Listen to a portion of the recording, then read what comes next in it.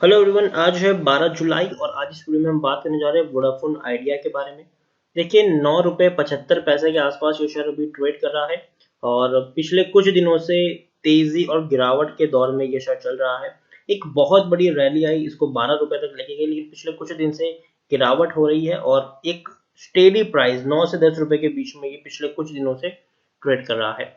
तो इस वीडियो में हम बात करेंगे कि वोडाफोन आइडिया के शेयर में खरीदारी करना क्या ये सही रहेगा कि नहीं, और जिन्होंने खरीदारी की है उनको यहाँ पर क्या करना चाहिए। तो देखिए, वीडियो को मैं शुरू करूँ उससे पहले अगर आपने अभी तक चैनल को सब्सक्राइब नहीं किया है तो प्लीज अभी इसे सब्सक्राइब कर लीजिए, क्योंकि आगे भी बहुत सारे वीडियो हैं जो आपको काफी ज्यादा हेल्प करेंगे। तो चलिए शुरू करते हैं। तो जैसे कि आप देख सकते हैं कि वोडाफोन आइडिया अभी 9 रुपये 75 पैसे के आसपास ट्रेड कर रहा है। पिछले एक महीने की हम बात करें तो एक महीने में वोडाफोन आइडिया में 9.5 से 10% की गिरावट है। इस बीच शेयर 11 रुपए से एक बहुत बड़ी गिरावट लेकर आया, 9 रुपए 26 पैसे तक पहुंचा, लेकिन उसके बाद कंटिन्यूसली 2 दिन इसने तेजी जरूर दिखाई है। एक साल की बात करें तो एक साल में वोडाफोन आइडिया में 13% की गिरावट है। आप देखिए, 2 रुपए 95 पैसे के ऊपर शेयर था, एक बहुत बड़ी रैली आई, वापस क्या हुआ, गिरावट आ गई, वापस एक बहुत बड़ी रैली आई, फिर एक बहुत बड़ी गिरावट आई, फिर एक बहुत बड़ी रैली यहाँ पर आई है और बाद में गिरावट आई, फिर तेजी आई, फिर गिरावट की तरफ शेयर जा रहा है। 10 साल का अगर मैं आपको चार्ट दिखाऊं वोडाफोन आइडिया का, तो पिछले 10 साल में 75% की गिरावट है। पैसा इसने न 10 साल में कमा कर दिया है, न 3 साल में कमा कर दिया है, न एक साल में इसने पैसा कमा कर दिया है। गिरावट ही गिरावट है। जिन्होंने पैसा लगाया, बहुत ही कम लोगों का यहाँ पर पैसा बना होगा, वरना और तो और जो लंबी दूरी के निवेशक है उनका तो पैसा डूबा ही है यहाँ पर। तो पहली चीज, ये वो शेयर नहीं है जिस पर आप लंबी दूरी का दाव खेल सके, मतलब आज खरीद लिया फिर 5 साल 10 साल के लिए इसको भूल गए, जी नहीं। ये वो शेयर है जिस पर आपको नजर रखनी होगी। अगर कुछ खराब अपडेट्स आ रही है, कुछ बुरी खबर आ रही है, तो आपको वहां से एग्जिट भी करना है। कोई अच्छी खबर आ रही है तो आपको यहाँ पर बने भी रहना है। तो बहुत सारी चीजें हैं। अभी अगर मैं बात करूं तो अभी के दौर में वोडाफोन आइडिया किसी फंडामेंटल और टेक्निकल एनालिसिस पे नहीं चल रहा है। ये वो शेयर है जो अभी सिर्फ और सिर्फ न्यूज के बेसिस पे चल रहा है और ऑपरेटर्स की अगर हम बात करें तो चालबाजी से ये शेयर चल रहा है। न्यूज के बेसिस पर और ऑपरेटर इसमें खेल रहे हैं। सबसे ज्यादा हाईली खेल यहाँ पर ऑपरेटर का यहाँ पर चल रहा है अभी के दौर पर। लार्ज कैप स्टॉक है ये, 26,350 करोड़ के आसपास का मार्केट कैप है। एनएससी में देखें तो 92 करोड़ से भी ज्यादा का इसका हमें वॉल्यूम ट्रेड देखने को मिल रहा है। काफी ज्यादा खरीदारी बिकवाली यहाँ पर हो रही है। प्रमोटर के पास 18.48% की होल्डिंग है, एफआईएस के पास 8.82% की होल्डिंग है, म्यूचुअल फंड के पास 4.52% की होल्डिंग है, इंश्योरेंस कंपनी के पास 1.34% की होल्डिंग है, नॉन इंस्टीट्यूशनल इन्वेस्टर के पास 13.12% की होल्डिंग देखने को मिल रही है। प्रमोटर विथ हाईएस्ट होल्डिंग की बात करें तो ग्रासिम इंडस्ट्रीज है, जिनके पास 11.55% की होल्डिंग है। एक भी शेयर प्रमोटर का गिरवी नहीं है। 51 म्यूचुअल फंड स्कीम ने यहाँ पर अपना पैसा लगाया है। 212 जितने एफआईएस भी यहाँ पर इन्वेस्टेड है। हाईएस्ट पब्लिक शेयर होल्डर की बात करें तो फ्रैंकलिन इंडिया इक्विटी फंड है, जिनके पास 1.10% की होल्डिंग है। इंडिविजुअल इन्वेस्टर होल्डिंग 10.48% के आसपास में देखने को मिल रही है। डिविडेंड आखिरी बार इन्होंने 2016 में पे किया, तो उसके बाद कोई डिविडेंड भी पे नहीं किया है। वोडाफोन आइडिया, हालांकि अगर हम देखें तो टेक्निकल रेटिंग अभी इनकी न्यूट्रल दिखाई दे रही है। और तो और according to Moneycontrol user 83% लोग यहाँ पर खरीदने की सलाह दे रहे हैं, 11% लोग बेचने की सलाह दे रहे हैं और 6% लोग यहाँ पर होल्ड करने की बात कर रहे हैं। और तो और अगर हम बाहर अगर देखने की बात करें तो देखिए, कैपिटल कंस्ट्रक्शन को लेकर एक बड़ी रैली यहाँ पर जरूर देखने को मिली थी। ये था कि भैया शायद थोड़ा सा और कैपिटल यहाँ पर आ सकता है। और तो और आप देखिए, मार्च में अगर मैं इनके क्वार्टरली रिजल्ट दिखाऊं तो जैसे कि मैंने कहा कि फंडामेंटली काफी वीक है, काफी वीक शेयर है ये। मार्च क्वार्टर में 11,711 करोड़ का इनको नुकसान हुआ है। दिसंबर क्वार्टर में 6,540 करोड़ का नुकसान है। सितंबर में तो 50,000 करोड़ का नुकसान है। जून में 5,000 करोड़, मार्च में पिछले साल 2019 मार्च में 5,000 करोड़। तो हर क्वार्टर कंपनी ने बड़े बड़े नुकसान किए हैं। आप खुद सोचिए, ऑलरेडी कर्जे के बोझ के तले दबी हुई कंपनी है ये।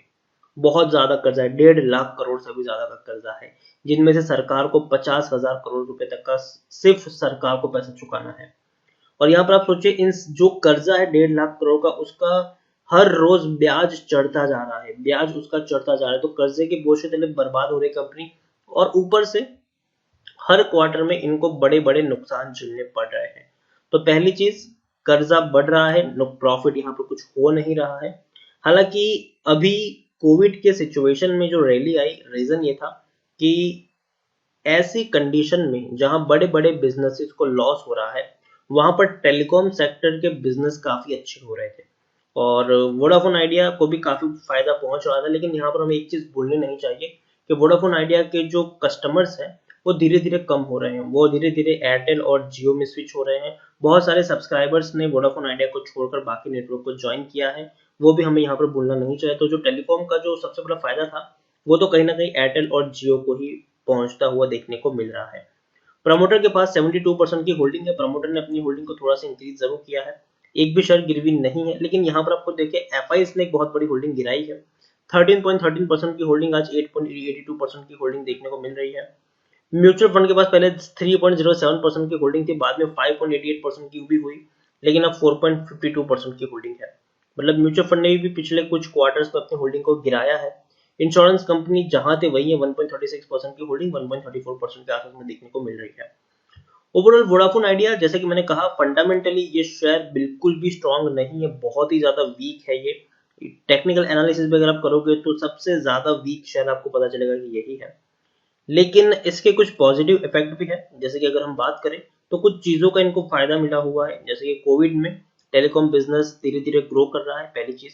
दूसरी चीज यहाँ पर यह है कि कर्जा इनके ऊपर बहुत ज्यादा है, लेकिन अभी का जो पेंडेमिक वाला सिचुएशन है उसमें गवर्नमेंट नहीं चाहेगी कि वोडाफोन आइडिया जैसी इतनी बड़ी कंपनी बर्बाद हो, क्योंकि काफी, अगर वोडाफोन आइडिया जैसी कंपनी बर्बाद हो तो काफी लोगों की नौकरियां तक जाएगी।